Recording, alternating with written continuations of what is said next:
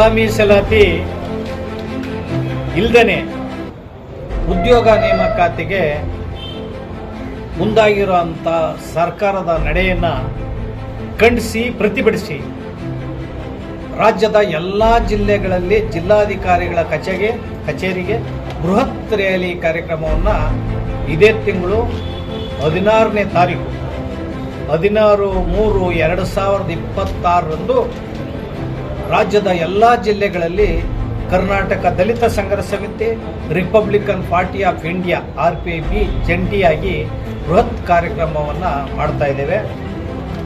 ಈ ದಿನ ಸಭೆಯಲ್ಲಿ ಸರ್ವಾನುಮತದಿಂದ ತೀರ್ಮಾನ ಮಾಡಿದ್ದೇವೆ. ಜೊತೆಗೆ ಉದ್ಯೋಗಾಕಾಂಕ್ಷಿಗಳು ಏನು ಉದ್ಯೋಗ ಕೊಡಬೇಕು, ವಯೋಮಿತಿ ಮೀರ್ತ್ ನಮಗೆ ಅಂತೇಳಿ ಬೀದಿಲಿ ಹೋರಾಟ ಮಾಡ್ತಾ ಇದ್ದಾರೆ. ಅವ್ರಿಗೆ ನಮ್ಮ ಬೆಂಬಲ ಇದೆ, ನಮ್ಮ ವಿರೋಧ ಇಲ್ಲ. ಉದ್ಯೋಗಗಳನ್ನು ತುಂಬಬೇಕು ಅಂತ ನಾವು ಹೋರಾಟ ಮಾಡಿದಂತು.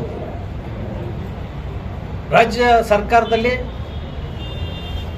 2,84,000 ಉದ್ಯೋಗಗಳು ಖಾಲಿ ಇದ್ದಾವೆ. ಆ ಎಲ್ಲ ಉದ್ಯೋಗಗಳನ್ನು ತುಂಬೋದ್ರ ಜೊತೆಗೆ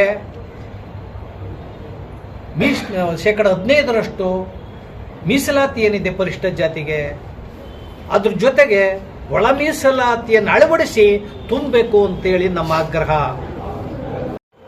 ಒಳ ಮೀಸಲಾತಿಯನ್ನು ಸೇರಿಸಿ ಉದ್ಯೋಗ ನೇಮಕಾತಿಗೆ ಸರ್ಕಾರಕ್ಕೆ ಏನು ಅಡಚಣೆ ಇದೆ?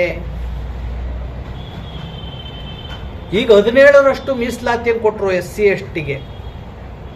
SCಗೆ 15ರಿಂದ 17ಕ್ಕೆ ಅನೌನ್ಸ್ ಮಾಡಿದರು. ನಾಗಮೋಹನ್ ದಾಸ್ ಆಯೋಗ ವರದಿ ಕೊಟ್ಟಿತ್ತು. ನಾವೆಲ್ಲ ಫ್ರೀಡಂ ಪಾರ್ಕಲ್ಲಿ ಸ್ವಾಮೀಜಿಯವರ ನೇತೃತ್ವದಲ್ಲಿ ದೊಡ್ಡ 1 ವರ್ಷಕ್ಕೆ ಹೆಚ್ಚು ಕಾಲ ಧರಣಿ ಮಾಡಿ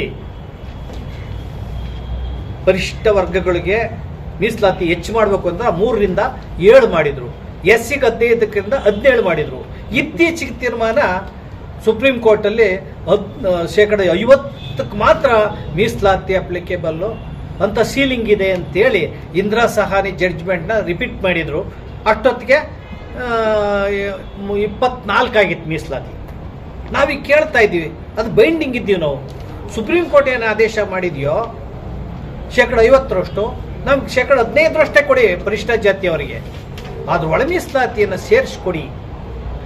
ಈಗ ಅದರ ಮೇಲೆ 12 ಪಿಟಿಷನ್ ಇದೆ ಒಳ ಮೀಸಲಾತಿ ವಿಚಾರದಾಗ. ಅಲೆಮಾರಿಗಳದೊಂದು, ಇನ್ನೂರು ಮಹೇಂದ್ರ ಮಿಶ್ರಾ ಅನ್ನೋದೊಂದು, ಅವ್ರದ್ದು ಸೀಲಿಂಗ್ 50% ಮೀರಬಾರ್ದು ಅನ್ನೋದೊಂದು, ಮತ್ತು ಅಲೆಮಾರಿಗಳನ್ನ %1 ನಾಗಮೋಹನ್ ದಾಸ್ ಆಯೋಗವನ್ನು ವೈಲೇಟ್ ಮಾಡಿದೆ ಸರ್ಕಾರ. ಸುಪ್ರೀಂ ಕೋರ್ಟ್ ಇದನ್ನು ಅವರ ಷರತ್ತುಗಳನ್ನ ಕಂಟೆಂಪ್ಟ್ ಮಾಡಿದೆ ಇದು ಅಂತ ಅವ್ರ ವಾದ. ಅದರಲ್ಲಿ ಮಧ್ಯಂತರ ಆದೇಶ ಕೊಟ್ಟಿದ್ದಾರೆ. ನೀವು ನೇಮಕಾತಿ ಮಾಡುವಾಗ %15 ನೇಮಕಾತಿ ಮಾಡಿಕೊಳ್ಳಿ, ಪ್ರಕ್ರಿಯೆ ಆರಂಭಿಸಿ. %6 ಎನೌನ್ಸ್ ಆಗಿರೋದನ್ನು ಅಬೆನ್ಸ್ ಮಾಡಿ.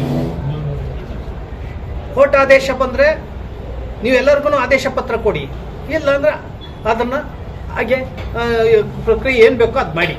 ಒಂದು ಕೋರ್ಟ್ ಆದೇಶ ಅನುಸರಿಸಿ ಅಂತ ಯಾವ ಕೋರ್ಟ್ ಆದೇಶ ಇದೆ ತೋರಿಸಿ.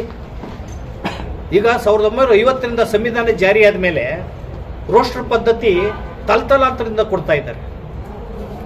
ಅಲ್ಲಿ ಅನೇಕ ಸಮಸ್ಯೆಗಳು ಉದ್ಭವ ಆಗಿದ್ದು. ರೋಸ್ಟರ್ ಮೇಂಟೈನ್ ಮಾಡುವಾಗ %15 ಏನು ವರ್ಟಿಕಲ್ಲು, ಆರಿಜೆಂಟಲ್ಲು, ಆಮೇಲೆ ಶ್ರೇಣಿಯ ಸಮಸ್ಯೆ, ಏಕ ಹುದ್ದೆ ಎಲ್ಲನೂ ಕೂಡ ಸಲೀಸಾಗಿ ನಿಭಾಯಿಸಿದೆ ಅಧಿಕಾರಿಗಳು. ರೋಸ್ಟರ್ ಪದ್ಧತಿ ಕೊಟ್ಟಿದೆ, ಯಾವುದೂ ಕೂಡ ಕೋರ್ಟಲ್ಲಿ ಅಡಚಣೆ ಆಗಲಿಲ್ಲ. ಸಿದ್ದರಾಮಯ್ಯನವ್ರು ಯಾವ್ದು ಆದೇಶ ಮಾಡಿದ್ರು ನ್ಯಾಯಾಲಯದ ಅಡಚಣೆ ಇಟ್ಟು ಕಾನೂನು ತೊಡಕಿಟ್ಟು ಮಾಡ್ತಾರೆ. ಯಾಕೆಂದರೆ ಅದಾಗಬಾರ್ದು. ಈಗ ನಾಗಮೋಹನ್ ದಾಸ್ ವರದಿ ಕೊಟ್ಟರು, 5 ಅವರು ABCD 5 ಗ್ರೂಪ್ ಮಾಡಿದರು. ಸಿದ್ದರಾಮಯ್ಯನವರು 3 ಗ್ರೂಪ್ ಮಾಡಿ ಕೊಟ್ಬಿಟ್ರು. 6, 5, 4 ಅಂದರೆ ನಾಗಮೋಹನ್ ದಾಸ್ ಆಯೋಗ ಯಾಕೆ ಮಾಡಬೇಕಾಯ್ತು? ಅದರಿಂದ ಕೋರ್ಟ್ಗೆ ಹೋಯ್ತದು. ಕಾನೂನು ತೊಡಕಿಟ್ರಲ್ಲ ನೀವು. ಈಗ ಒಳ ಮೀಸಲಾತಿ ವರ್ಗೀಕರಣ ಇಡೀ ರಾಜ್ಯಾದ್ಯಂತ ದೊಡ್ಡ ಉದ್ರಿಕ್ತ ಹೋರಾಟ ನಡೀತಾ ಇದೆ, ಚಳವಳಿ ನಡೀತಾ ಇದೆ, ಆತಂಕ ಆಗಿದೆ, ಆಘಾತ ಆಗಿದೆ. 35 ವರ್ಷದಿಂದ ಹೋರಾಟ ಮಾಡಿದಂಥ ಮಾದಿಗ ಸಂಬಂಧಿತ ಹೋರಾಟಗಾರರು, ಸಮಾಜ, ಸಮುದಾಯ ಆತಂಕ ಇದೆ. ಉದ್ಯೋಗ ಸಿಗ್ತಾ ಇಲ್ಲ, ವಯೋಮಿತಿ ಮೀರೋಯ್ತು, ಉದ್ಯೋಗ ಬೇರೆಯವ್ರಿಗೆ ಹೊರಟೋಯ್ತು. ಈ ಸಮಾಜ ಯಾವಾಗ ಬರೋದು ಮೇಲಕ್ಕೆ? ಆ ಸಮಾಜದಲ್ಲಿ ಚಪ್ಪಲಿ ಹೊಲಿಯರಿದ್ದಾರೆ, ಮಲವರರಿದ್ದಾರೆ, ಪೌರ ಕಾರ್ಮಿಕರು ಕಸ ಹೊರೋರಿದ್ದಾರೆ, ತೀರಾ ಅಧೋಗತಿ ಇದೆ, ಅವ್ರನ್ನೆಲ್ಲ ಯಾವಾಗ ಮೇಲ್ಕೆತ್ತೀರಿ ಅಂತ ಅಲ್ಲಿ ಒಂದು ಅಸಹನೆ ಅಸಮಾಧಾನ ಇದೆ. ಅದನ್ನು ಸರ್ಕಾರ ಆದರೂ ನಾಗರಿಕ ಸರ್ಕಾರ ಅದನ್ನು ನಿಭಾಯಿಸ್ಬೇಕಲ್ವ. ಆದರೆ ಸಿದ್ದರಾಮಯ್ಯನವರು ಅಧಿಕಾರದಾಗ ನಾನು 17 ಬಜೆಟ್ ಮಾಡಿಸ್ಬಿಟ್ಟೆ, ದೇವರಿದರ್ಸು ರೆಕಾರ್ಡ್ ಬ್ರೇಕ್ ಮಾಡಿಬಿಟ್ಟೆ.